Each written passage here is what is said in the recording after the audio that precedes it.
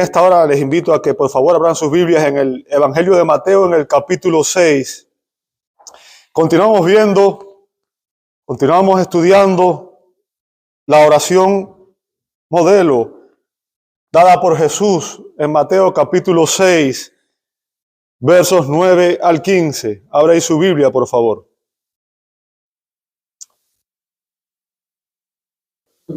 Mateo 6, 9 al 15. Dice así la Sagrada Escritura. Ustedes pues oren de esta manera. Padre nuestro que estás en los cielos, santificado sea tu nombre. Venga tu reino. Hágase tu voluntad así en la tierra como en el cielo. Danos hoy el pan nuestro de cada día. Y perdónanos nuestras deudas, como también nosotros hemos perdonado a nuestros deudores. Y no nos dejes caer en tentación, sino líbranos del mal. Porque tuyo es el reino y el poder y la gloria para siempre. Amén. Porque si ustedes perdonan a los hombres sus transgresiones, también su Padre Celestial les perdonará a ustedes. Pero si no perdonan a los hombres, tampoco su Padre les perdonará a ustedes sus transgresiones. Vayamos al Señor en oración. Padre, en esta hora ayúdanos a examinarnos a la luz de tu palabra. Señor, rogamos que sea tu Espíritu el Maestro que nos ilumine y nos guíe a la verdad, para que podamos entenderla, pero también, Señor, para que podamos ponerla por práctica en nuestra vida diaria. Rogamos su auxilio y pedimos, Señor, que Él supla la necesidad de su pueblo, de tu pueblo en esta mañana. En el nombre de Jesús te lo pedimos y te damos gloria. Amén, amén y amén. Muchas gracias, hermano. Pueden ocupar sus asientos.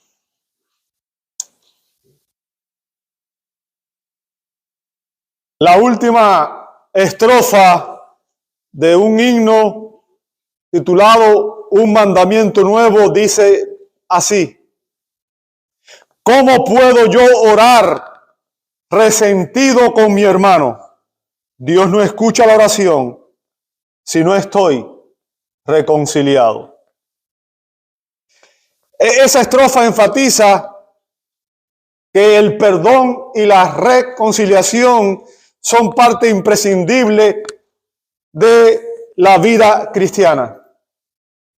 El perdón y la reconciliación son señales distintivas que distinguen a los verdaderos cristianos.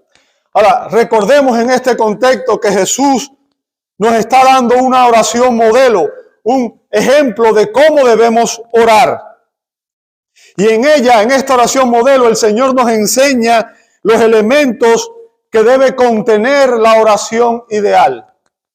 Jesús enumera 8 elementos esenciales de la oración. Y obviamente ya hemos venido viendo algunos de ellos, ¿verdad? Este mensaje es una continuación de uno que comenzó varias semanas atrás. Vimos la paternidad de Dios en el verso 9, la prioridad de Dios en el verso 9 también, el propósito de Dios en el verso 10, el plan de Dios también en el verso 10, la provisión de Dios en el verso 11. Y hoy vamos a hablar específicamente sobre el perdón de Dios en los versos 12, pero decidí unir los versos 14 al 15. Al examinar esta segunda petición, recuerde, esta oración se divide en 2 partes. En la primera parte hay 3 peticiones que están relacionadas con Dios, con su reino, con su gloria. Y la segunda parte está relacionada con nuestras necesidades personales, ¿verdad? La semana pasada empezamos a ver nuestra primera necesidad, que era la provisión de Dios.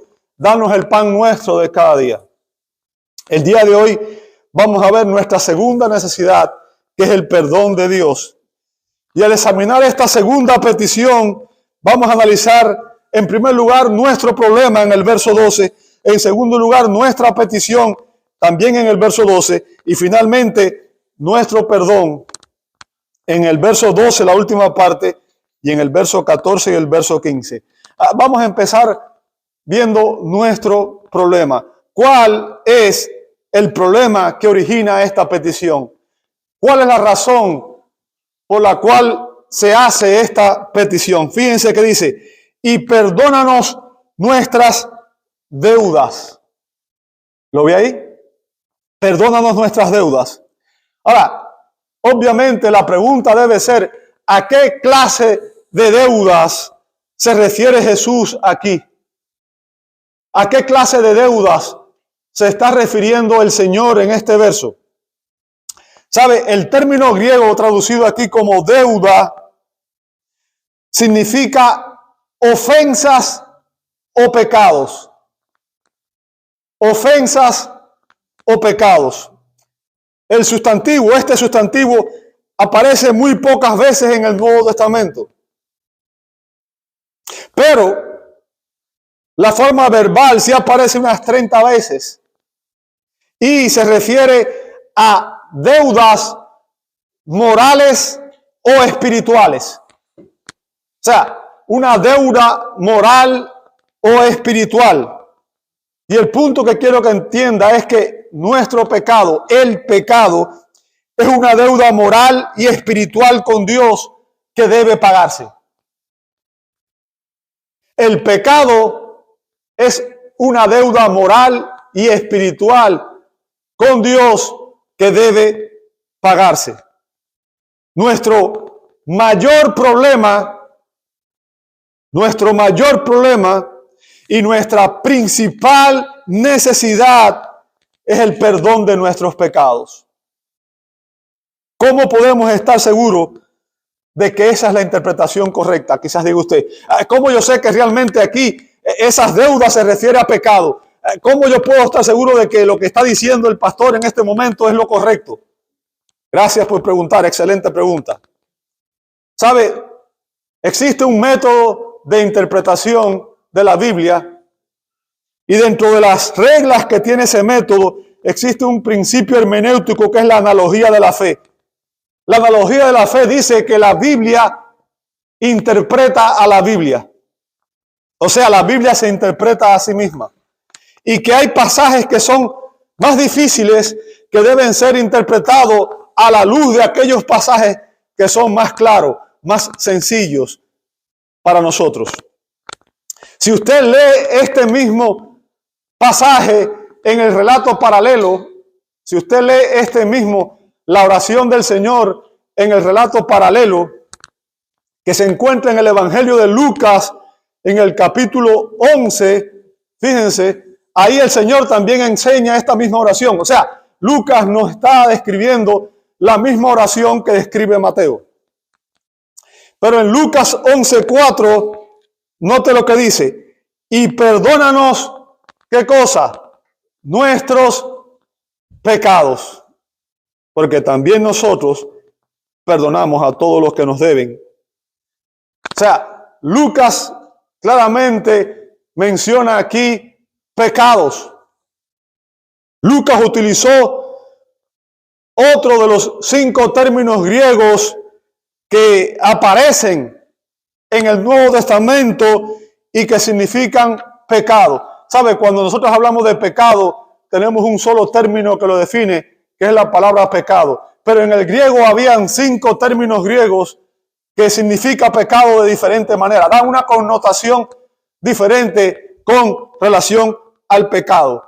Y aquí en Lucas capítulo 11, verso 4, Lucas usa el término hamartía, que es el más común y que transmite la idea original de no dar en el blanco. O sea, el pecado es la incapacidad humana de cumplir la justicia divina.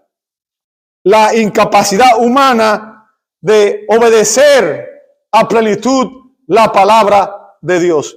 No importa cuánto nos esforcemos, nunca cumpliremos fielmente con los preceptos de la palabra de Dios.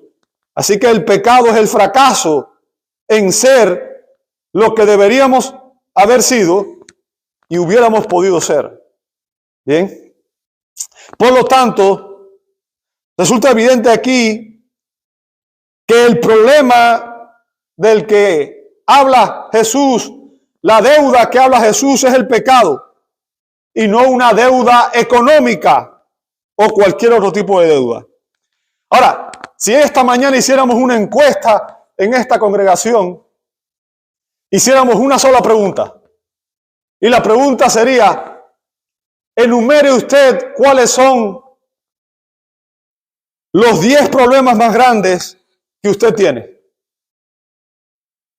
Haga una lista de los 10 problemas más grandes que usted tiene. Estoy seguro que muy pocos van a incluir su pecado en esta lista. Muy pocos van a incluir su pecado en esta lista. Vamos a poner los problemas que tengo con mi suegra, los problemas que tengo con mi esposa, los problemas que tengo en el trabajo, los problemas que tengo en cualquier otro lugar, pero muy pocos van a considerar el pecado un problema serio en sus vidas. Y es que en la cultura que vivimos, en el tiempo que vivimos, hemos trivializado el pecado. Nos hemos vuelto insensibles al pecado.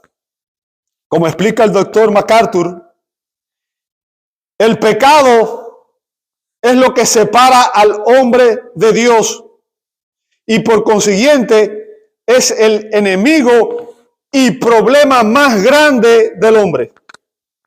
El pecado domina la mente y el corazón del individuo. Ha contaminado a todo ser humano y es el poder de degeneración que hace a la humanidad susceptible a las enfermedades y a todas las formas inimaginables de maldad e infelicidad temporales y eternas. Continúa diciendo, los efectos finales del pecado son la muerte y la condenación. Y las consecuencias actuales son miseria, insatisfacción y culpa.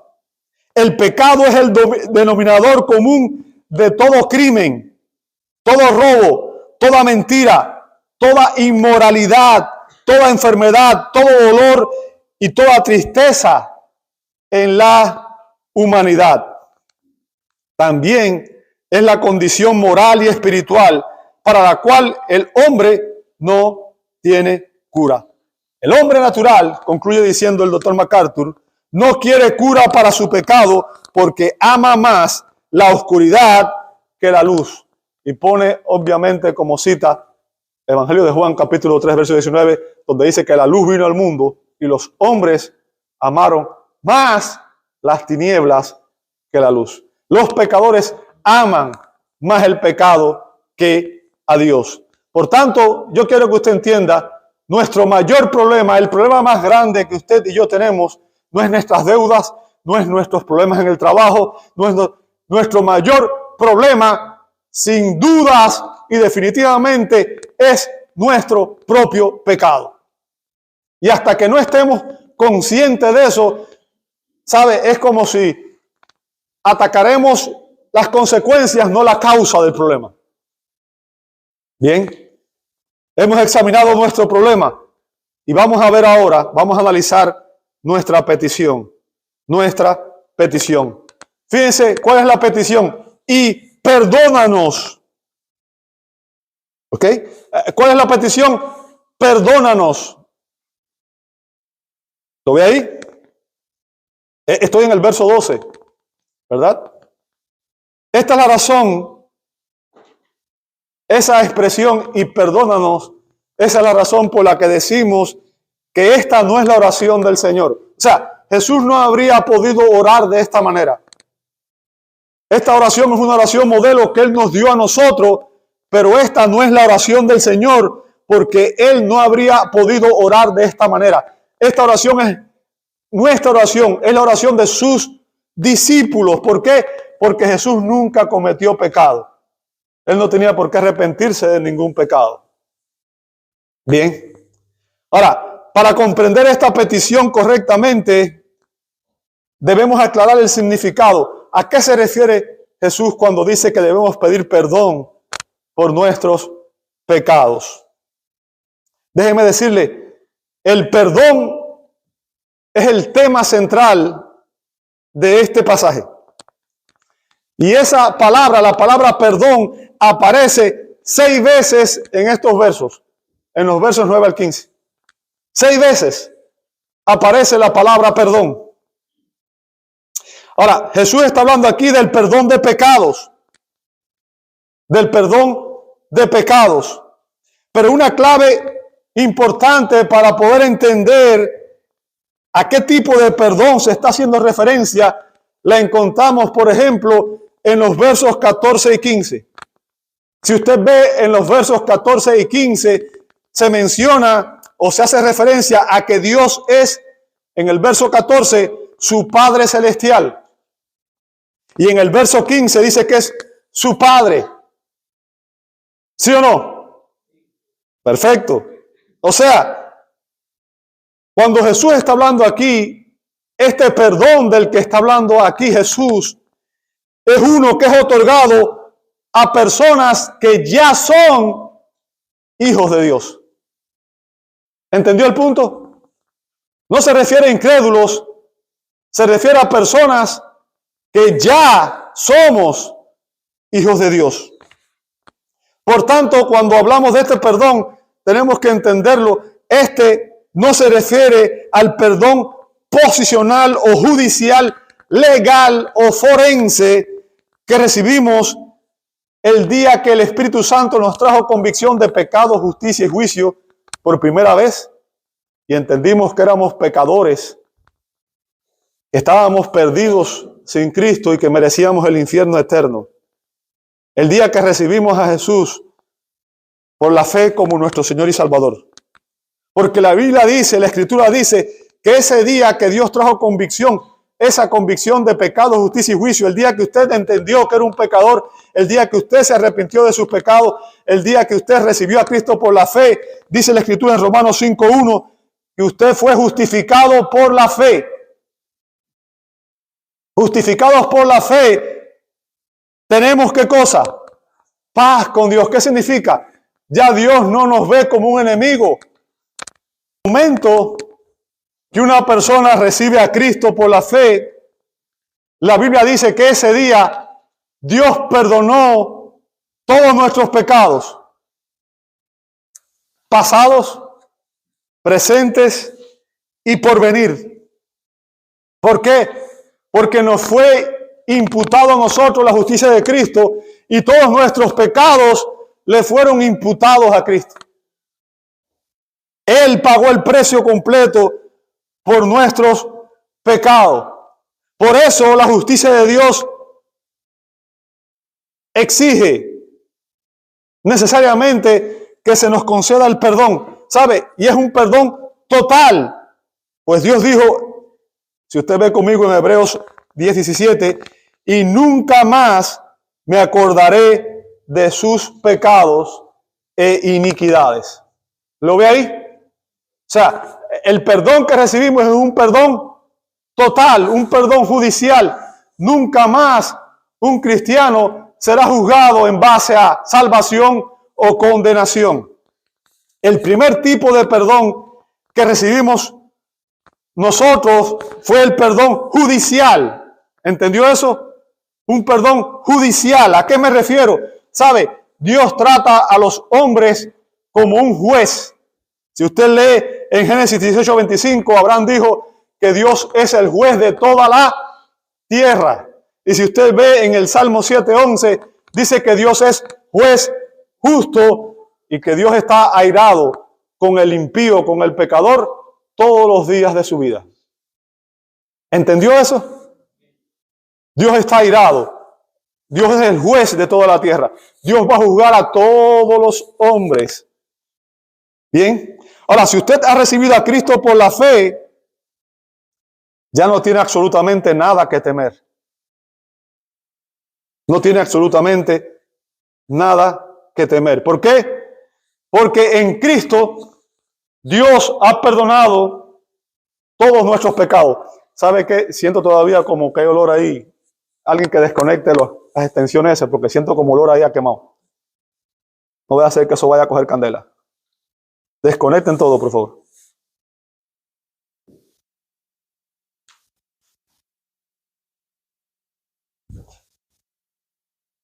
Dios ha perdonado todos nuestros pecados en Cristo. Y por tanto, el día que tú te presentes ante el Señor, tu juicio no va a ser para salvación o condenación. ¿Por qué? Porque todos tus pecados fueron perdonados en Cristo.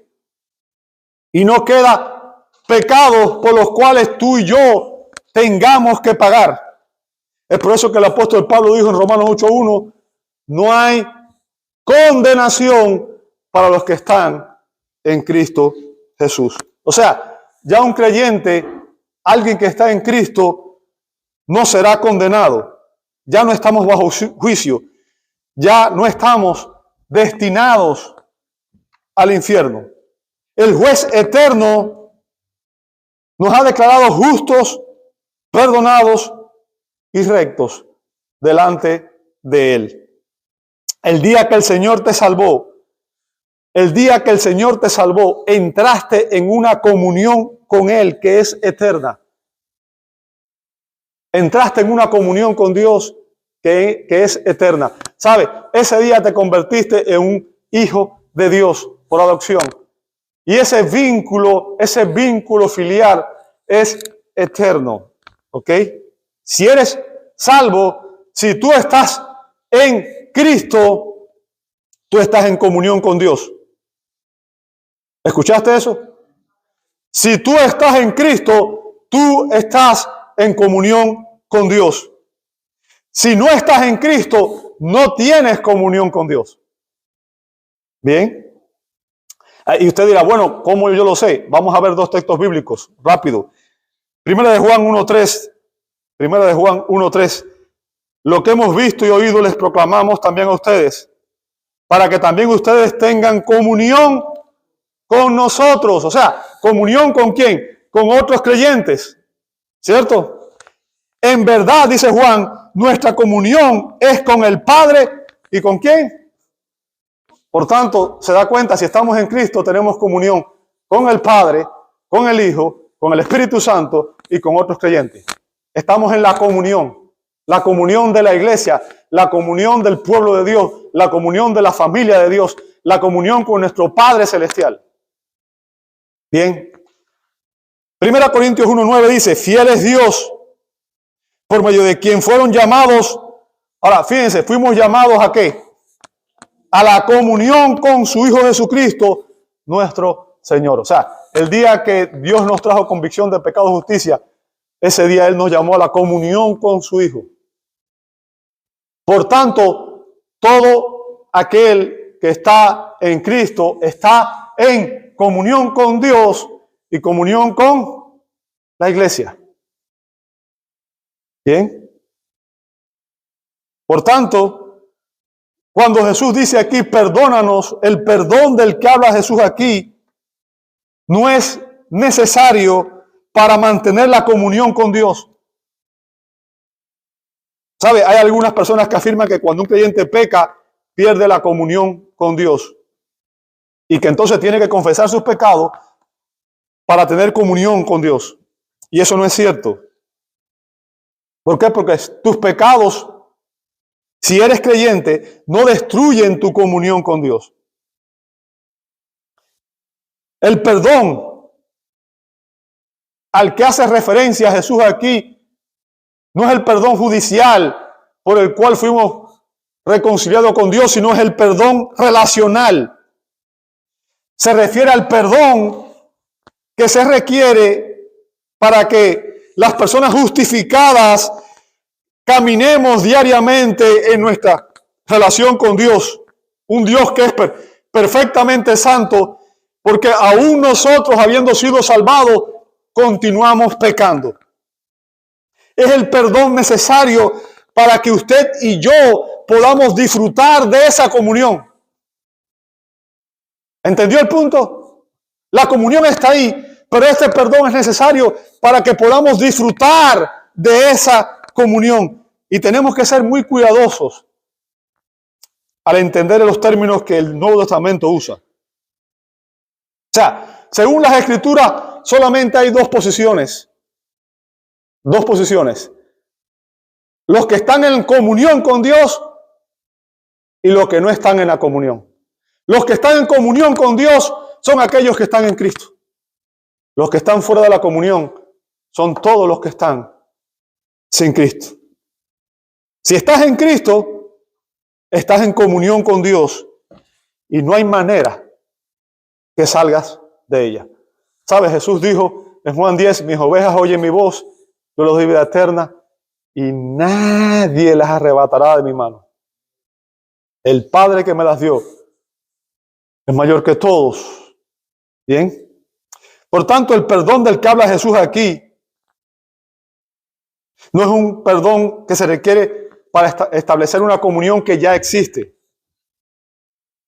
Recuerde, ya Dios no nos trata a nosotros como juez. Dios nos trata a nosotros como ¿qué? Como padre. Un padre. Un padre que disciplina, pero un padre que ama. ¿Bien?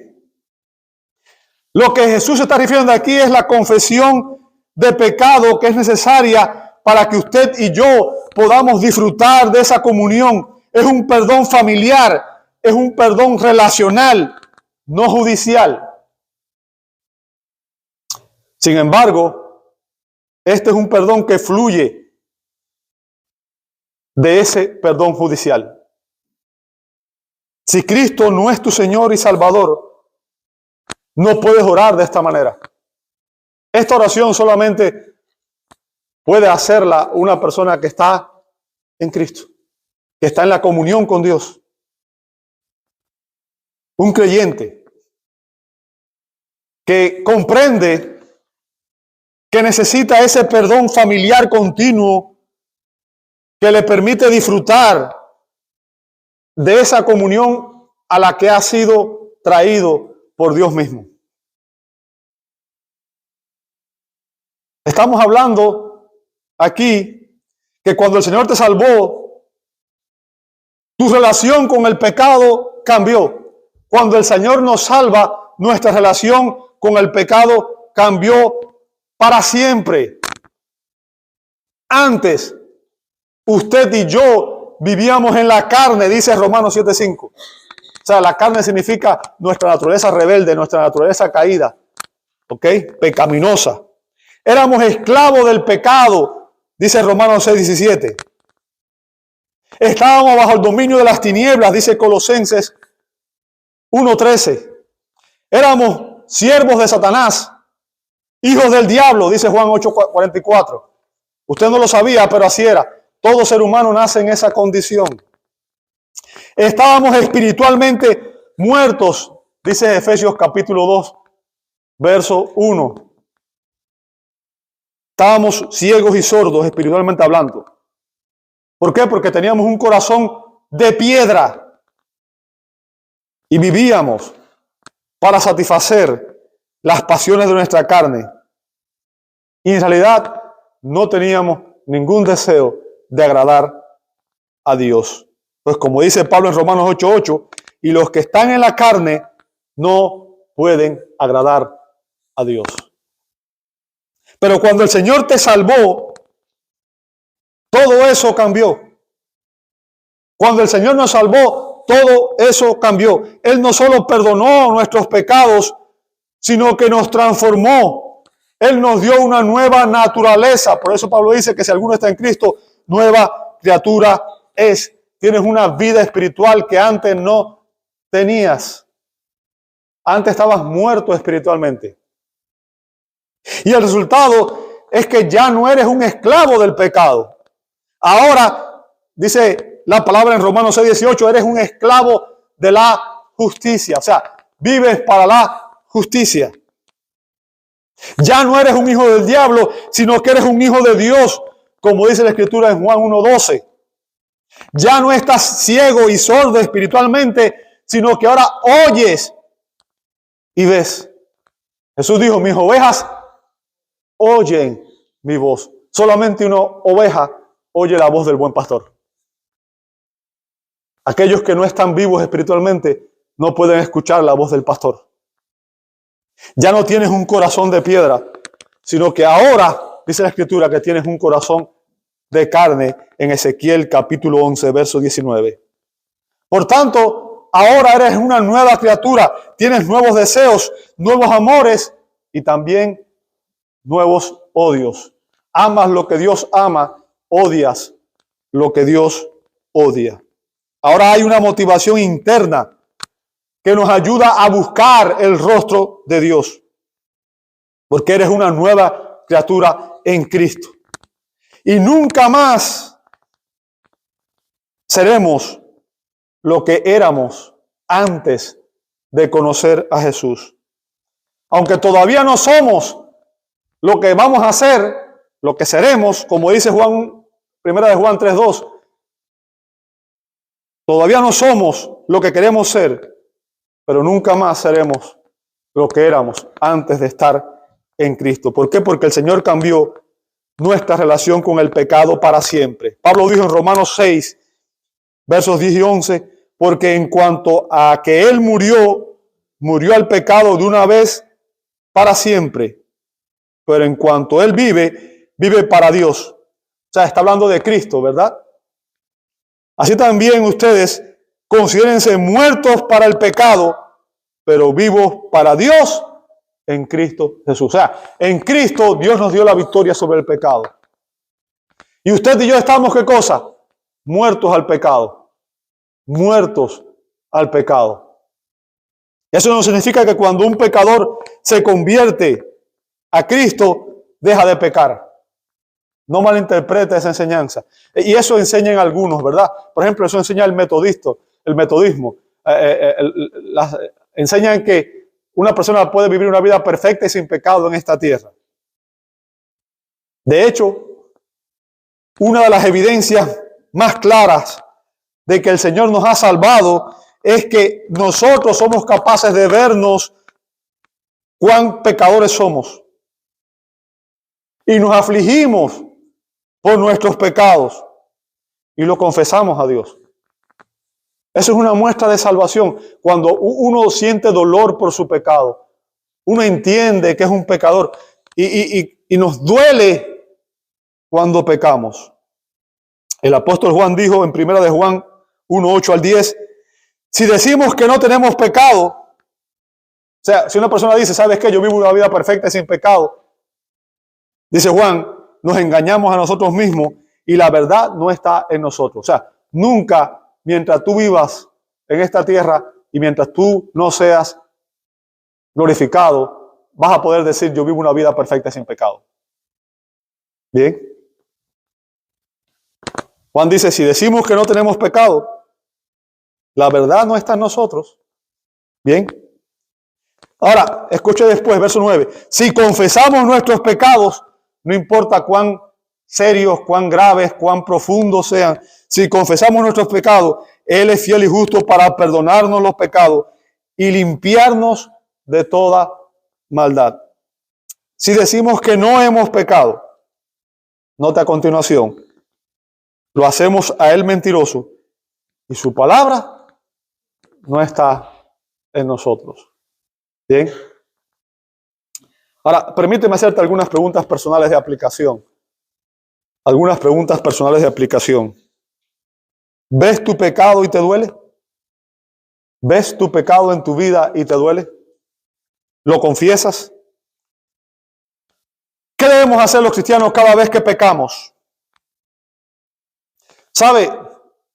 Esta es recuerde, danos el pan nuestro de cada día. Por tanto, esta es una oración para que pidamos el perdón de nuestros pecados cada día.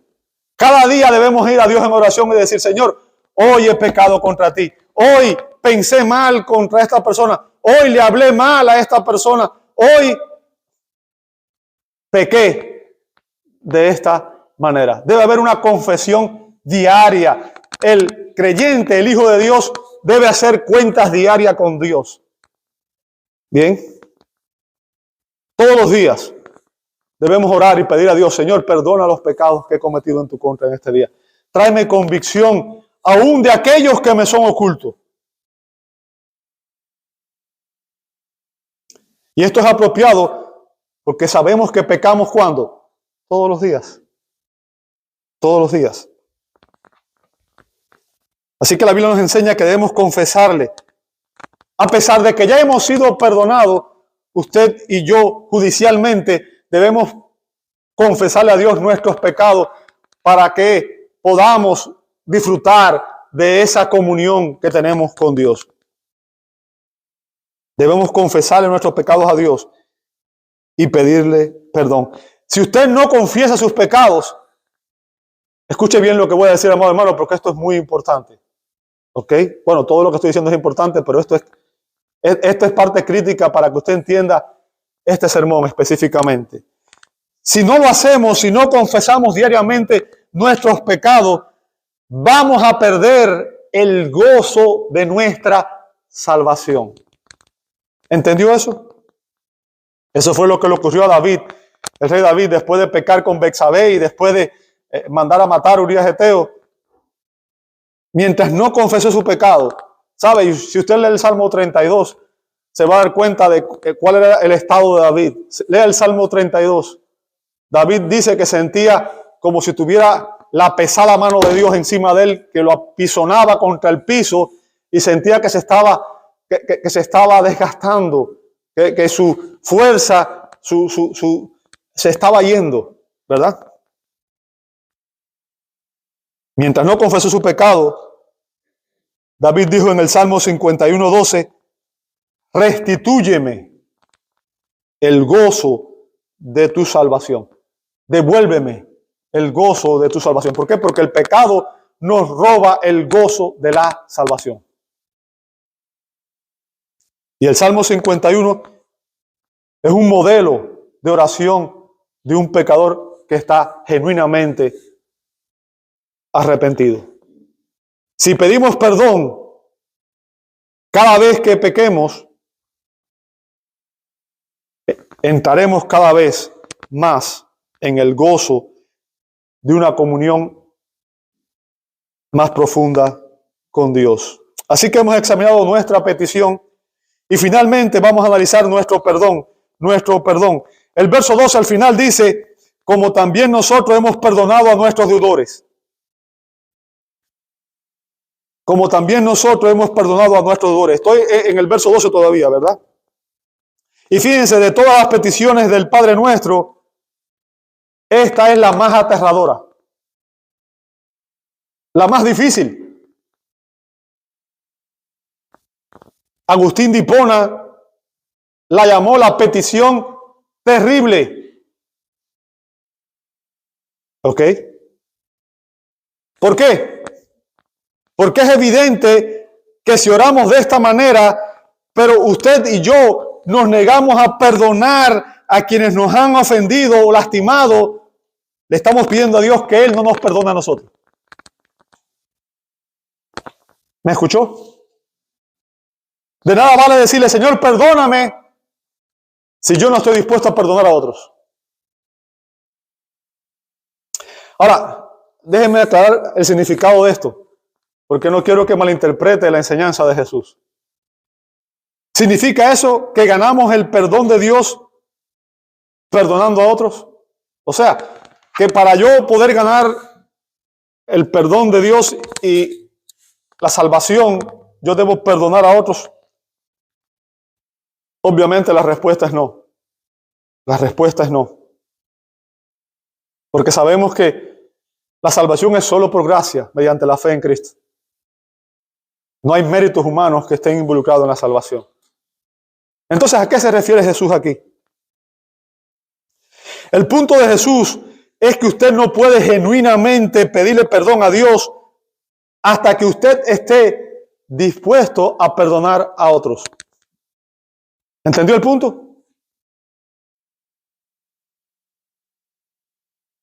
Quien no practica el perdón no conoce el verdadero arrepentimiento espiritual. ¿Y por qué digo esto? Porque para poder arrepentirnos de nuestros pecados tenemos que ser conscientes y comprender cuán enorme, cuán grande son mis propios pecados delante de Dios. Cuán grande es la deuda de pecado que yo tenía con Dios.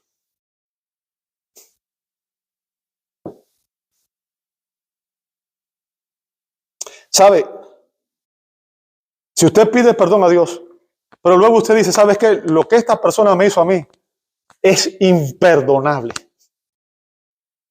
No hay manera en que yo lo pueda perdonar.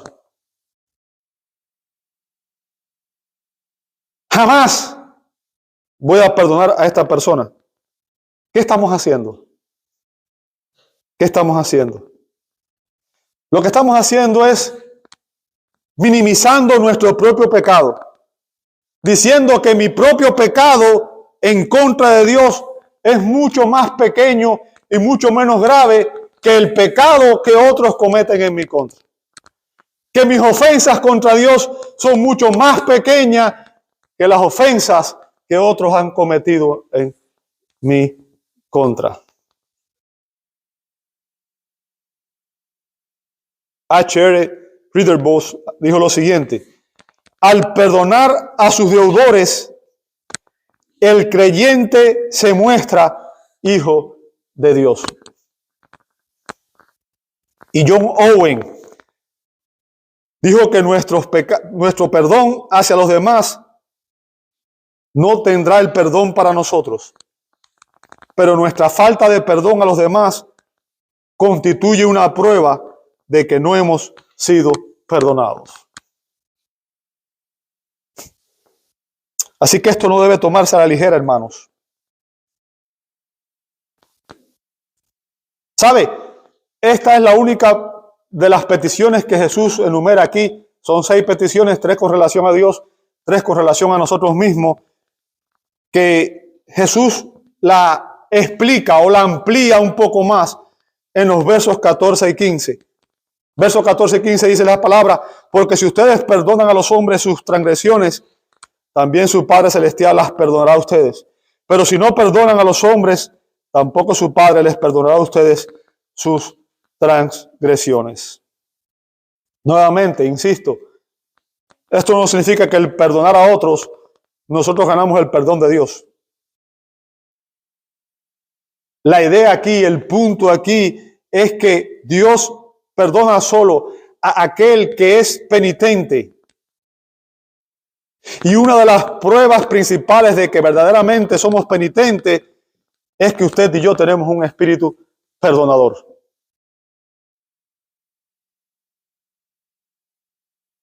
No vamos a experimentar la plenitud del perdón de Dios hacia nosotros, según Jesús, a menos que usted y yo estemos dispuestos a extender ese mismo perdón a quienes nos han hecho daño. ¿Sabe? No sé cuántos de ustedes han leído la parábola de los 2 deudores en Mateo 18, del 21 al 35. Jesús narra una parábola increíble. Un rey va a hacer cuenta con sus súbditos. Y había un súbdito que tenía una deuda que era tan grande que era impagable. Su deuda era impagable. Fíjense, ni trabajando por 10 vidas este hombre podría pagarle la deuda. ¿Qué hizo el rey? Dijo, ¿sabes qué? Tómenlo a él y a su familia y péganlo en la cárcel hasta que pague el último cuadrante. ¿Verdad? Pero el hombre fue ante el rey y le pidió perdón. Y el rey, dice la escritura, conmovido, y la palabra clave es esa: le perdonó la deuda. Perdón absoluto. No le dijo, págame poco a poco, págame cuando tú puedas. Le dijo, su deuda quedó cancelada. Ha sido totalmente perdonada. Pero ¿qué pasó después? Este hombre salió y se encontró otro que le debía a él, pero la deuda de este hombre era incomparablemente inferior. Era una deuda muy pequeña que podía pagarse en muy poco tiempo trabajando. Pero este hombre no tenía en ese momento el dinero, y entonces el hombre lo agarró por el cuello y le exigía que le pagara la deuda.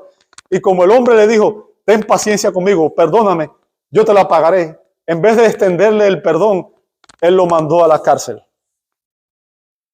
La Escritura dice que cuando el rey se enteró de lo que había hecho, lo llamó y le dijo: siervo malo, yo te perdoné tu deuda, debiste haber hecho lo mismo con tu consiervo.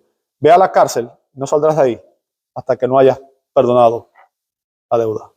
Ahora, el punto que está haciendo aquí es la importancia que tiene el perdón en nuestras relaciones.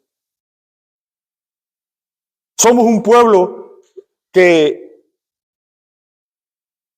tiene como fundamento el confesar que sus pecados, que nuestros pecados nos han sido totalmente perdonados en Cristo. No porque lo merecíamos, no porque nuestros pecados eran insignificantes delante de Dios. ¿Sabe? Un solo pecado es suficiente para que usted fuera condenado por la eternidad. ¿Sabe eso? Y usted y yo pecamos cientos de veces, día a día. Si Dios no fuera tan misericordioso, si no fuera por la gracia de Dios, todos nosotros fuéramos al infierno.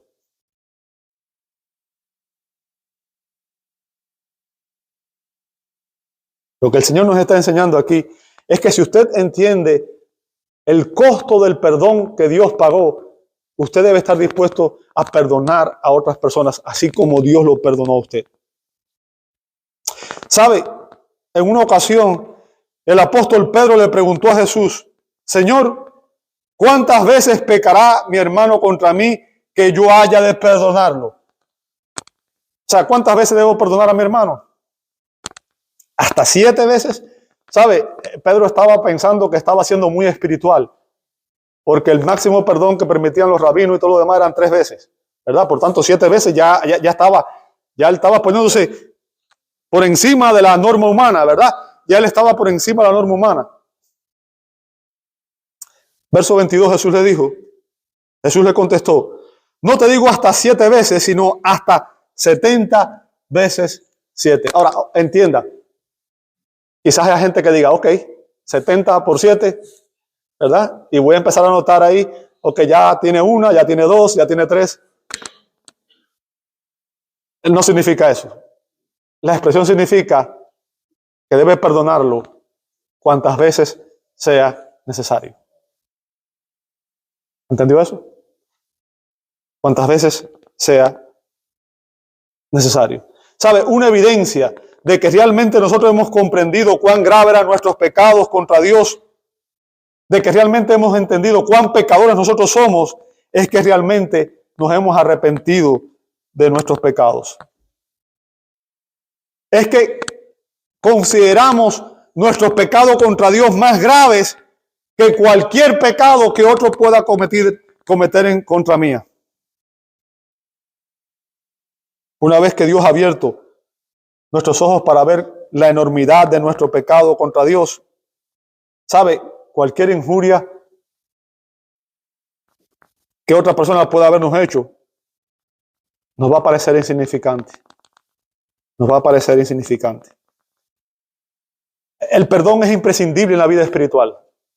Y te voy a explicar por qué. Porque el perdón nos libra de la disciplina de Dios. ¿Entiende eso? El perdón te libra de la disciplina de Dios. Donde hay un espíritu no perdonador, cuando una persona dice: yo no voy a perdonar, ahí hay pecado. Porque el Señor Jesús nos mandó a perdonar. ¿Entiende el punto? Si usted no está dispuesto a perdonar, usted está pecando. Y donde hay pecado, habrá castigo. Yo quiero que usted entienda, los cristianos no seremos condenados como los incrédulos. Pero eso no significa que no seremos disciplinados seriamente por Dios. Si usted lee la Escritura, se va a dar cuenta que los pecados impenitentes de la iglesia de Corinto causaron que muchos creyentes se debilitaran, enfermaran e incluso murieran por participar de la cena del Señor indignamente. Por tanto, esto es un asunto muy, muy serio, hermanos. Muy, muy serio. Y no es opcional. No es opcional. Yo debo estar dispuesto a perdonar a toda persona. Ahora, ojo, obvio. ¿Sabe? Yo puedo estar dispuesto a perdonar a una persona aun cuando esa persona no me pida perdón a mí o no busque reconciliación conmigo. Pero para que la relación funcione como debe ser, lo apropiado es que haya confesión de pecado, haya restitución cuando hay algo que se hace en contra de otra persona, para que el perdón pueda fluir y la relación pueda restablecerse. Unilateralmente yo puedo decidir perdonar a otros.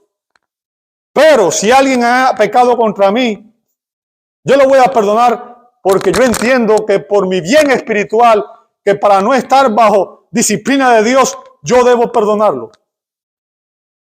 Pero para que la relación se restablezca, lo correcto y lo apropiado es que haya confesión de parte de aquel que ha pecado y por tanto se puede extender un perdón total, haya una reconciliación total y entonces se pueda disfrutar de esa comunión mutua como hijos de Dios. ¿Sabe? Una marca de una iglesia saludable es que los miembros estamos dispuestos a perdonarnos los unos a los otros. No importa cuántas veces tu hermano peque contra ti, no importa cuán injusto tú consideres que ha sido su pecado en tu contra. Como hijos de Dios, somos llamados a perdonarnos unos a otros, así como Dios nos ha perdonado a nosotros en Cristo. Y Dios dijo que Él nunca más se acordaría de tus pecados. Por tanto, nosotros debemos extender ese mismo tipo de perdón a todos aquellos que pecan en nuestra contra. Te invito a orar. Padre, damos gracias. Gracias por la bendición de poder entender que nuestros pecados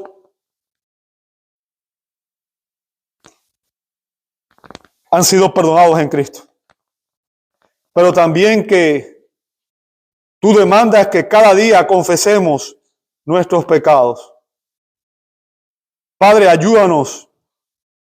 Ayúdanos, Señor, para que podamos examinar nuestro corazón, nuestro actuar a la luz de esta enseñanza de tu palabra. Para que podamos vivir de una manera que realmente te traiga gloria. Ayúdanos, Señor, a no ser oidores olvidadizos de tu palabra, sino a ser hacedores de ella. Padre, tú sabes cuántas veces hemos batallado con el perdón. Pero, Señor, te rogamos que en tu misericordia, en tu gracia, seas tú capacitándonos para que realmente podamos poner en práctica esta enseñanza en nuestras relaciones y podamos perdonar genuinamente a todos aquellos que nos han ofendido. Gracias, Dios, por el perdón que tú nos diste en Cristo. Sabemos que es un perdón total. Gracias porque no lo merecíamos. Gracias, Señor, por ese amor, esa gracia que tú has derramado en nuestras vidas. Perdónanos, Señor. Te lo pedimos en el nombre de Jesús y te damos gracias. Amén, amén y amén.